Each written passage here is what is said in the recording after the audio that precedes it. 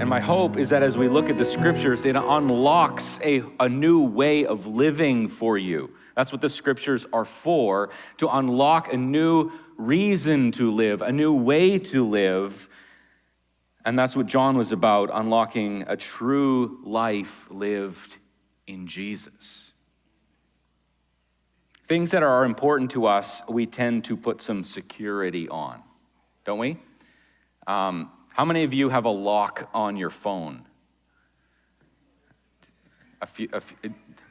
The younger ones that know how to do that have a lock on their phone. Yeah. There you go. That's, so we have these phones we carry around with us, right? I use the fingerprint lock thing, right? And I have the little swipe code thing too, but sometimes that's just annoying, and I like to just pick up my phone and put my thumb there, and then it just opens, right? Isn't that cool, right? Unless your hands are dirty, and then, it doesn't really work so well, but I like, just to put my thumb there and open it. And that principle is going to be important for us in this next series, as we dive into this series, because we need to know whose fingerprints are on this book. And when we know whose fingerprints are on this book, it starts to unlock what's actually going on. It starts to unlock for us so that we can see the things that we need to see. Today we are starting a series on a book that features a young woman named Hadassah. That's her Hebrew name. You might know her by her Persian name of Esther. The Book of Esther is an interesting book because the name of God is not directly spoken of in the entire book, nor are there any parts of the story that speak about God or what he's doing. On top of that, even the heroes in the story are not necessarily pictures of what you would think as God honoring, wonderful people. It's not a particularly neat and tidy story in that kind of sense. There's no part like in Daniel who he, opens his window and prays to the Lord, and he's clearly standing for the Lord. It doesn't really mention that. Mordecai in this story doesn't bow down to Haman, but we're not actually told why. Maybe he just doesn't like the guy. If you don't know the Book of Esther, basically, it's a story about a woman who wins a beauty and sex contest. He uses her charm and her looks to sway a king's decision to save the people of God. Again, not the typical Bible story, is it? But when we look at who the people are that are saved in this book, we actually begin to see the fingerprint of God, because Esther was a Jew. So as we jump into this story, in order to see the fingerprint of God and to unlock what he wants us to see in this, we need to start with a couple of key things, a couple of theological concepts that we really have to know before we can start looking at this book. Now, we don't have time to go too deeply into this. If you want a more insight, just talk to Nadia. She's fresh out of Bible school. She'll tell you, she'll talk your ear off. It'll be great. But we need to first understand the sovereignty of God. What do we mean when we say God is sovereign? It means that he is in absolute control over the affairs of heaven and earth. That he has determined the course of events in life, and nothing happens without his permission or outside of his ultimate purpose. Now, that doesn't mean God makes bad things happen, but he does allow sin to happen. He allows sinful people to operate, and sometimes he actually works through the sinful people to accomplish his purposes. He steers their hearts in the way that he wants them to go. In Daniel chapter 4, verse 34, God humbles the great Nebuchadnezzar of Babylon, right? until he came to a place of seeing the sovereignty of God. And Nebuchadnezzar says this in Daniel 4:34. He says, "For his dominion is an everlasting dominion, and his kingdom is from generation to generation. All the inhabitants of the earth are counted as nothing, and he does what he wants with the army of heaven and the inhabitants of the earth. There is no one who can block his hand or say to him, 'What have you done?'" Or we look at Romans. Paul writes in Romans 8:28, "We know that all things work together for the good of those who love God and are called according to his purpose." God is in control, and he allows things to happen and steps in and directs when he needs to, but his will is being done. God is sovereign, even when we can't see it. Romans 11:36, "For from him and through him and to him are all things. To him be the glory forever. Amen." So when God, in his sovereignty, decides to work things out, to put things together so that his plan is accomplished, we call that providence. Providence means divine guidance or care. This is not just in the life of an individual, but it could be in the history of a people. God promised Abraham that through him there would be a blessing of all nations. God promised David that he would establish his throne forever, and those promises were fulfilled in Jesus Christ, a Jew, a descendant of Abraham and David. And so to fulfill these promises, God has continued to work throughout history in his providence. Psalm 33:11, "The counsel of the Lord stands forever, the plans of his heart from generation to generation." Proverbs 16, verse 9, "A person's heart plans his way, but the Lord determines his steps." And so we need to understand God's sovereignty and his providence so that we can take a look at this book of Esther and we can see God at work in history. Now, historically, Esther is an interesting book as well. Many theologians, including Martin Luther and Nadia's theology professor, apparently, don't like the book of Esther. And they recognize it, it's part of the Bible, God put it there, but we're just not sure why. They don't really like it. And I get that because it's a subtle book. It's not direct in its teaching. In fact, it's more like real life, isn't it? Most of the time, God works in us in a subtle way, in the background. And so we have to actually look for his fingerprints.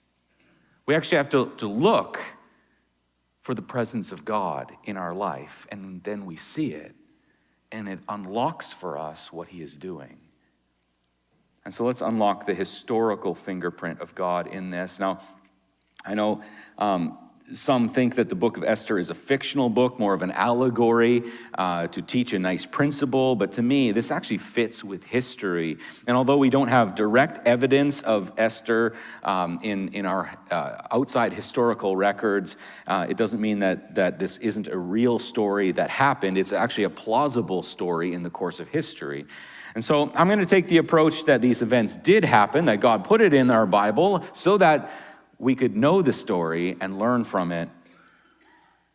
And so to set the stage, we have to look a little bit at history. Is that okay? Are you still with me? Nothing's crashed so far? That's pretty good. We got time. It's so King David is mentioned in the Old Testament, and we hear we can read through his kingdom and his reign.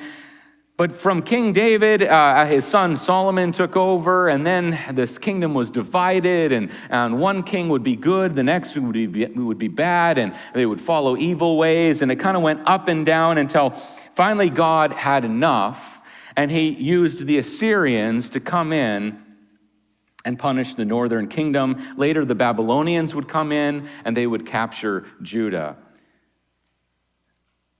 But the Babylonians, instead of just wiping everybody out, they had a different approach. They captured the best and the brightest and brought them back with them to incorporate them into Babylonian culture. And that's where we get the stories of Daniel.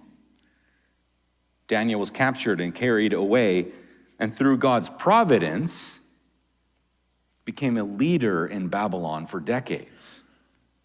Then we get in 559 to 530 BC, Cyrus the Great of Persia took Babylon and assumed kingship of all of Babylon's territories. And this Cyrus is spoken of in the books of Daniel and Ezra and Nehemiah and Haggai and Zechariah.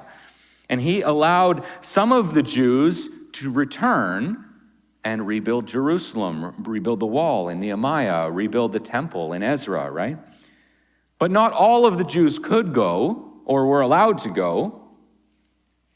By the way, in this period, some Jewish scholars believe that Daniel, as an old man, may have been put to death by a young Haman in this story. A little bit of Jewish legend for you. But after Cyrus the Great, his son Cambyses ruled for about 8 years, and then Darius I, or Darius the Great, who's also spoken of in Zechariah and Ezra and Haggai. Darius had a son named Xerxes. That was his Greek name. But in Aramaic, his name was Ahasuerus. So Ahasuerus, or Xerxes, the king in our story of Esther, ruled 127 provinces from India to Ethiopia. That's modern-day Libya to Pakistan. Now, Ahasuerus is an interesting guy. He was born into power. His father, Darius, had an embarrassing defeat by the Greeks. He wanted to expand his territory and take over Greece, and he attacked and lost. And he was quite embarrassed about that, and he wanted revenge. But before he could get revenge, he died. So his son, Ahasuerus, wanted to take up the charge and defeat the Greeks. And by the way, in Darius's attempts to take Greece, you might know some of these famous battles. They went up against Persia, and there was a man who ran 26 miles to warn the Greeks that the Persians were coming. That's because they were coming to attack the city of Marathon. That's where we get our term marathon from. There, it's the distance, 26 miles. Anyway, Darius lost, and his son wanted to avenge his father. And so he took 250,000 men, and they attacked Greece again. They reached Athens. They sacked the city, but they were driven back by the Greeks. Ultimately, they were defeated and driven out of Greece. Some famous battles out of that: the Battle of Thermopylae, the 300 Spartans. There was a movie about that a little while ago. The Battle of Salamis, where the Greeks destroyed the Persian navy. They destroyed about 300 of their warships. This was an embarrassing loss. And ultimately, Ahasuerus, or Xerxes, would have many battles against the Greeks until a man named Alexander the Great showed up. We talked about him last week. And he defeated the Persians for good. All right, that's the snapshot of history, right? Why do we need to know that? Well, because the book of Esther takes place in that time period. The first part that we're going to look at today is when Ahasuerus is in war planning mode against the Greeks. And he is collecting his army and bringing all of his generals in, and they have a strategy meeting. How are we going to do this? What do we need to plan? What do we need to get ready? What do we need to accomplish?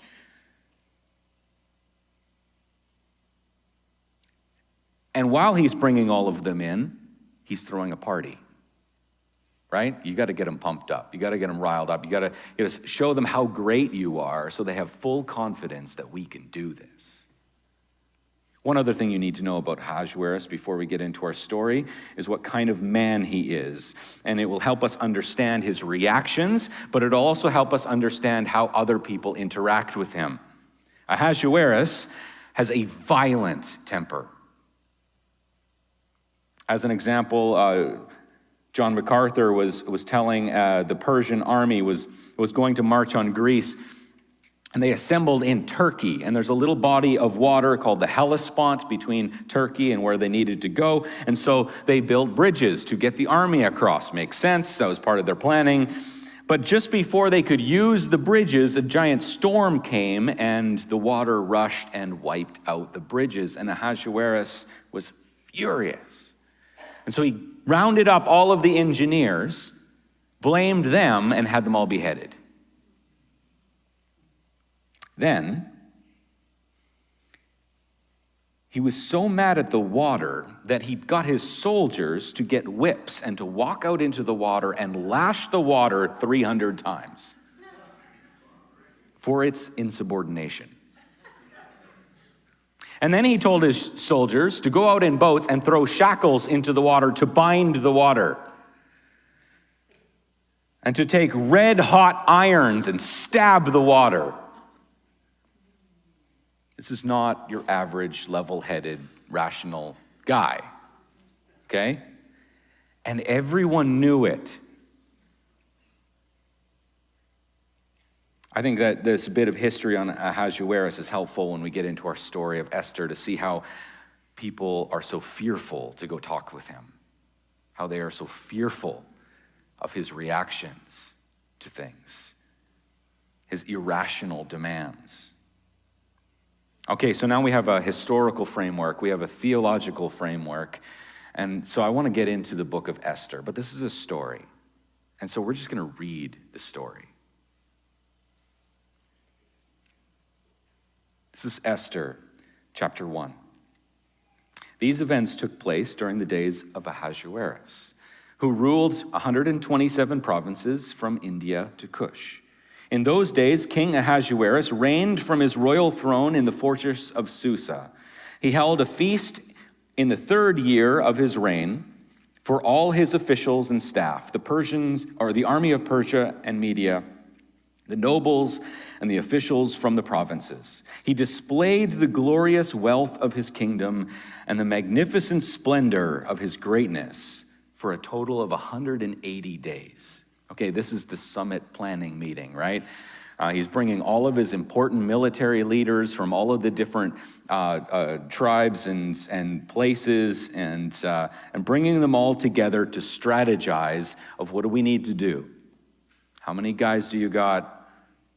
You know, what are our assets? What do we need to do? They're strategizing and planning. And then at the end of this strategy time, he holds a week-long banquet. Verse 5, at the end of this time, the king held a week-long banquet in the garden courtyard of the royal palace for all the people, from the greatest to the least, who were present in the fortress of Susa. White and blue linens hangings were fastened with fine white and purple linen cords to silver rods on marble columns. Gold and silver couches were arranged on a mosaic pavement of red feldspar, marble, and mother of pearl, and precious stones. Drinks were served in an array of gold goblets, each with a different design. Royal wine flowed freely according to the king's bounty. The drinking was according to the royal decree. There are no restrictions. The king had ordered every wine steward in his household to serve whatever each person wanted. Queen Vashti also gave a feast for the women of King Ahasuerus' palace. Ahasuerus' palace. Now, just a quick note here. This feast was for everyone. And as far as I can tell, it wasn't actually customary to have a men's banquet and a women's banquet. They normally would have been all together. And so it's interesting that they mention that Queen Vashti was holding a separate banquet for the women. Verse 10, on the 7th day, when the king was feeling good from the wine, Ahasuerus commanded Mayhem and 7 eunuchs who personally served him.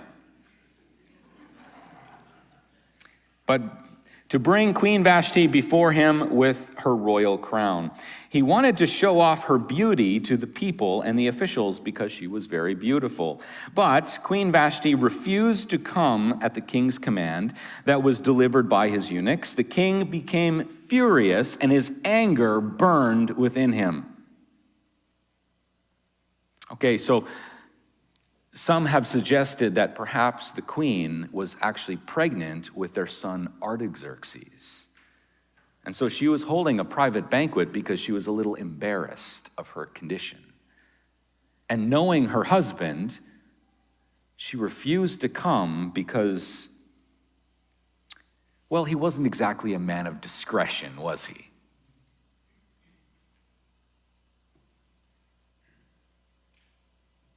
But also remember what I said about King Ahasuerus' temper. This was probably pretty brave of Queen Vashti. Verse 13, the king consulted the wise men who understood the times. Remember, we don't read our own times into this, right? We want to look at this in the historical context. For it was his normal procedure to confer with experts in law and justice. The most trusted ones were, there's a list there. They were the 7 officials of Persia and Media who had personal access to the king and occupied the highest positions in the kingdom. The king asked, according to the law, what should be done with Queen Vashti since she refused to obey King Ahasuerus' command that was delivered by the eunuchs?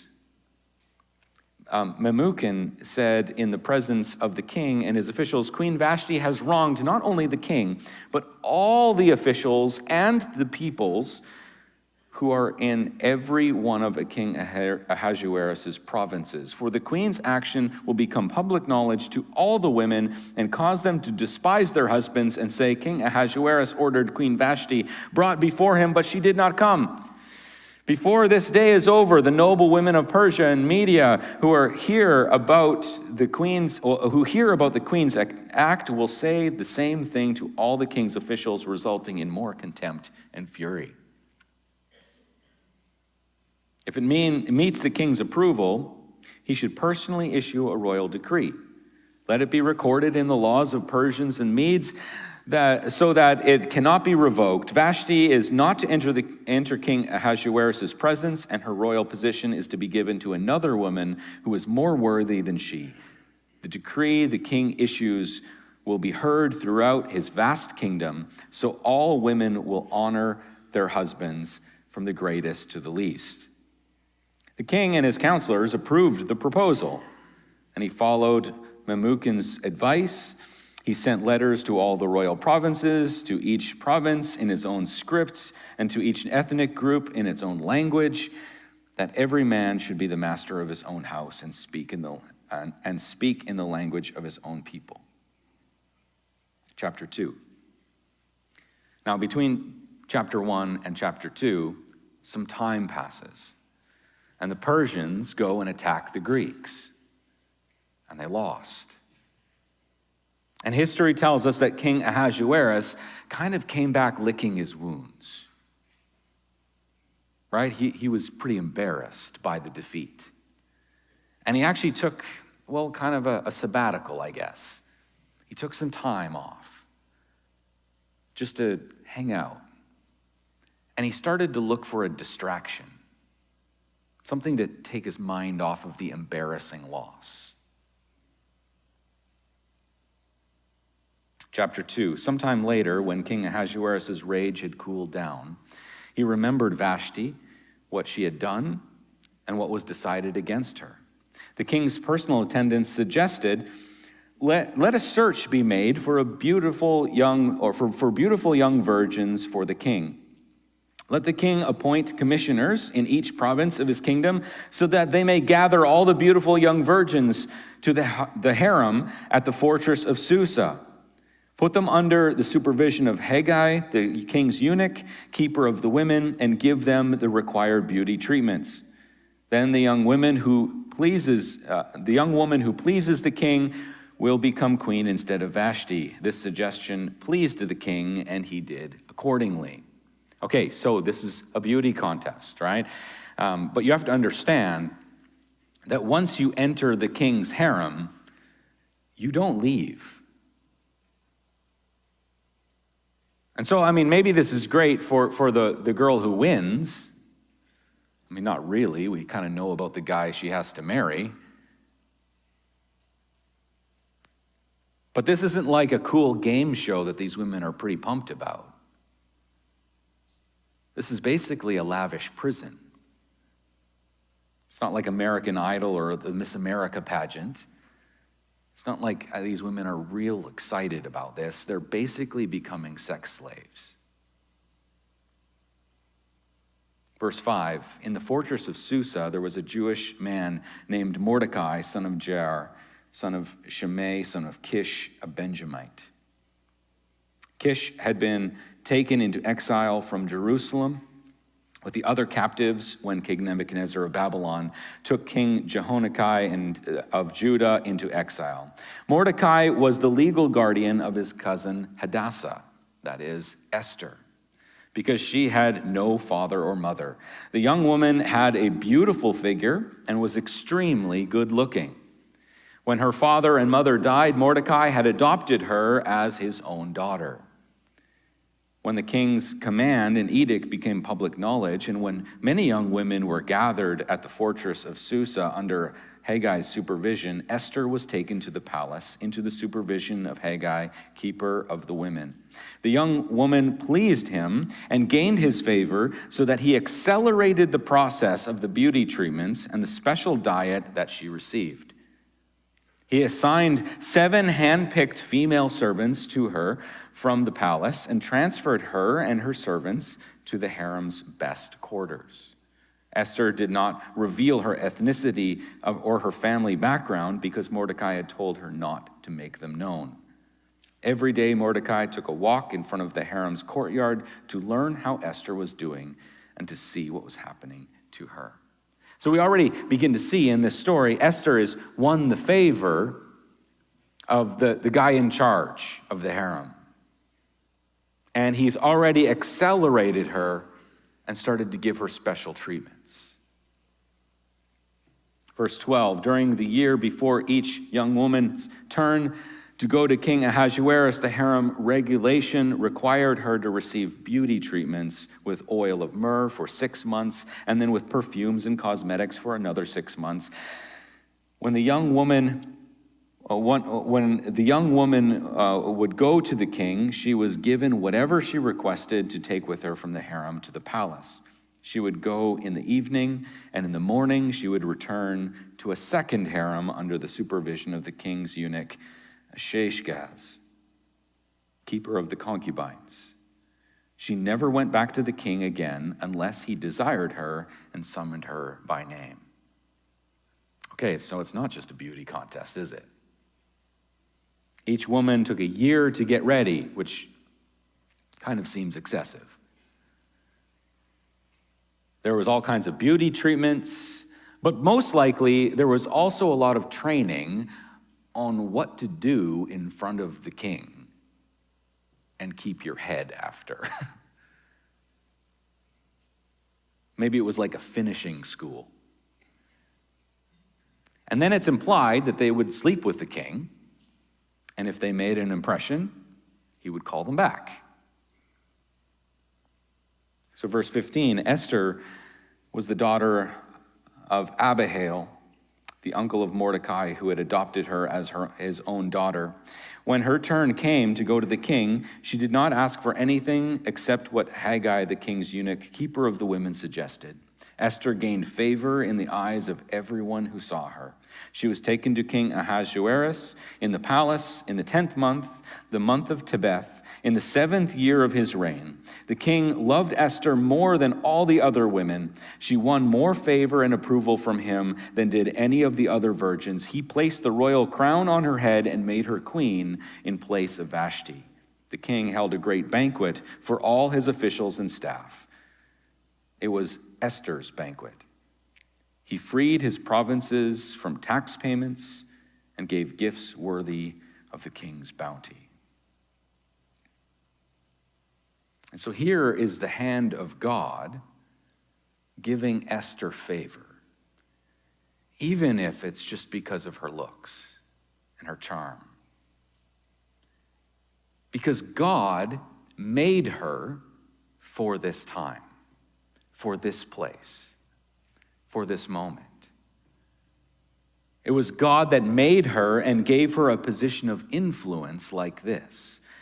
But notice that God is not mentioned at all. And yet we know that God is the one who creates us. And he makes us just as we are. He creates us for a reason. And God, in this messy, weird situation, places Esther at the heart of it. And he made her just for this moment. The story then turns to Mordecai, and we see more of how God is working. Mordecai has seemed to attain some kind of position in the court, and it has put him in a place to be in the courts. Verse 19, when the virgins were gathered a second time, Mordecai was sitting at the king's gate. Esther still did not reveal her family background or ethnicity as Mordecai had directed, and she obeyed Mordecai's orders as she always had while he raised her. During those days, while Mordecai was sitting at the king's gate, Bigthan and Teresh, two of the king's eunuchs who guarded the entrance, became infuriated and planned to assassinate King Ahasuerus. When Mordecai learned of the plot, he reported it to Queen Esther, and she told the king on Mordecai's behalf. When the report was investigated and verified, both men were hanged on the gallows. This event was recorded in the historical record in the king's presence. What a great story, eh? Not your typical Bible story. But the question, I guess, is so what? What do we get out of this? I mean, no wonder Martin Luther didn't like this story. He couldn't write a theology textbook on it. We don't have God doing something direct and incredible. It's kind of just a history book. There's no giant miracles or fireballs from heaven. So what is the point here? But I think that this is actually way more meaningful for us. Mordecai and Esther lived in a very evil time. I mean, she was taken to be a sex slave with no hope of a normal life after this. And if she didn't impress the king like the other girls, she'd just be trapped in the harem all her life. It's not a good place to be. We get no indication that Esther is praying to be freed of this. It's not part of the story. We're not told that she is pious and a lover of God. But I think this is a great reminder for us of the incredible, invisible hand of God that is continually working in our lives, even when we don't see it. I mean, how many times do you find yourself wondering, is God really at work? Is he really moving in my life? Because I don't see a giant pillar of fire leading me.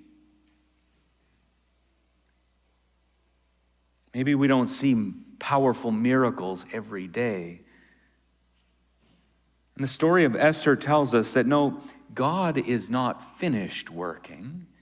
He is putting things together, even things that seem trivial. And he is putting them together to use us for his glory, for his great purposes, to accomplish his will. Now, Esther, of course, is blessed in that she becomes queen, as much of a blessing as that is, I guess. It doesn't seem like a dream job, and yet, because Esther is there, she is able to be in a position to save the Jewish race. God has a bigger picture in mind, and his plan and his will is being accomplished through Esther. I've had so many times in my life where things are not how I think they should be. I get frustrated, I get disillusioned. Sometimes you wonder, God, what are you doing in this? And then time goes by, and so many times you look back and you go, oh, that prepared me for this. God was moving there so that this could happen. God was introducing me to people here so that I could be an influence in their life over here. I see the reason that God brought me through that difficult time so that I could be a blessing on the other side. So as we get into this kind of weird series, on this weird book, the lesson that I want us to get today is that, number one, God is sovereign. And we need to look for his fingerprints. We need to look for his providence. We need to look for how is God moving in my life right now? How is he teaching me? How is he stretching me? How is he challenging me right now? And as we look for the fingerprints of God, his Holy Spirit will show us, will comfort us. And then the next question we need to ask is, when the time comes, am I ready? Have I done what it takes to get ready? I mean, for whatever reason, Esther, it took her a year to get ready to go see the king. And you notice she didn't offer any other advice, right? She just learned. The king's eunuch says, take this. This is what you're going to need. And so she does. And she listens. And she's ready. When we look for the fingerprints of God in our life, we know that he is wanting to accomplish his will through us, and he is guiding us and moving us in a certain direction. But are we taking the time to get ready now? So that when the time comes, we're just ready to move with God.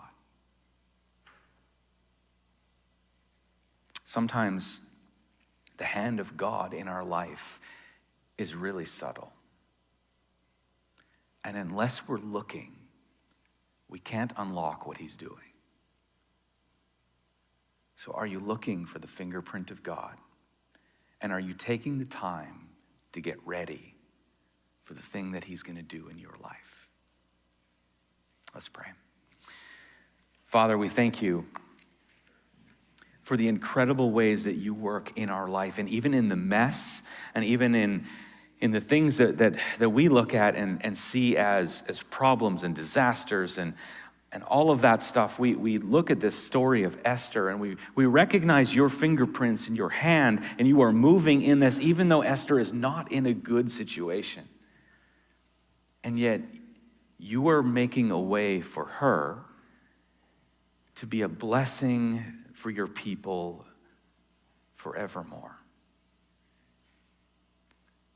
And so, God, we thank you for how you are moving in our lives. And we don't know the results of what you're calling us to sometimes. But God, help us in this moment as we're looking for your fingerprints, as we're looking for the hand of God on our lives. May you show us and encourage us and bless us in these moments so that we can be ready for when you're ready to move. God, we thank you. May your will be done.